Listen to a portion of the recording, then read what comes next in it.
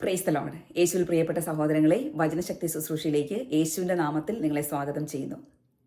നാം ഇന്ന് ചിന്തിക്കുന്നത്, നാം കഷ്ടതകളിലൂടെ കടന്നു പോകുമ്പോൾ, വിശ്വാസം പരീക്ഷിക്കപ്പെടുമ്പോൾ ദൈവത്തോട് ചോദിക്കേണ്ട ഒരു വരത്തെക്കുറിച്ചാണ്, ഒരു പ്രത്യേക ദാനത്തെക്കുറിച്ചാണ്. ഇതിനെക്കുറിച്ച് യാക്കോബ് ശ്ലീഹായുടെ ലേഖനം 1-ാം അധ്യായം അതിൽ 5-ാം വാക്യത്തിൽ ഇപ്രകാരം പറയുന്നു: നിങ്ങളിൽ ജ്ഞാനം കുറവുള്ളവൻ ദൈവത്തോട് ചോദിക്കട്ടെ, അത് അവന് ലഭിക്കും. കുറ്റപ്പെടുത്താതെ ഉദാരമായി നൽകുന്നവനാണ് അവിടുന്ന്. ഈ വചനത്തെക്കുറിച്ച് പറയുമ്പോൾ ഇതിന് തൊട്ടു മുന്നിലുള്ള വചനങ്ങളിൽ വിശ്വാസം പരീക്ഷിക്കപ്പെടുന്നതിനെക്കുറിച്ചാണ് സംസാരിക്കുന്നത്.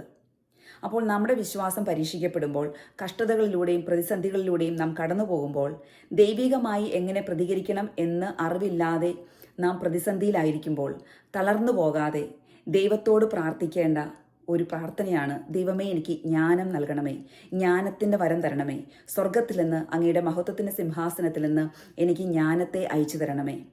ഈ ജ്ഞാനത്തിലൂടെ ദൈവഹിതം തിരിച്ചറിയാനും ശരിയായത് എന്തെന്ന് വേർതിരിച്ചറിയാനും നമുക്ക് സാധിക്കും.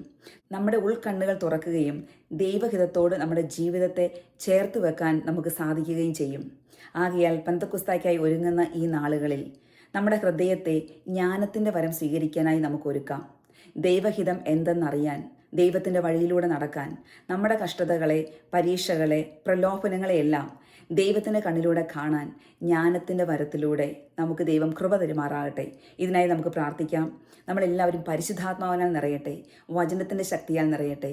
ദൈവം തൻ്റെ ജ്ഞാനത്തെ അയച്ച് നമ്മളെ വിശുദ്ധിയിൽ ഉയർത്തട്ടെ. ആമേൻ.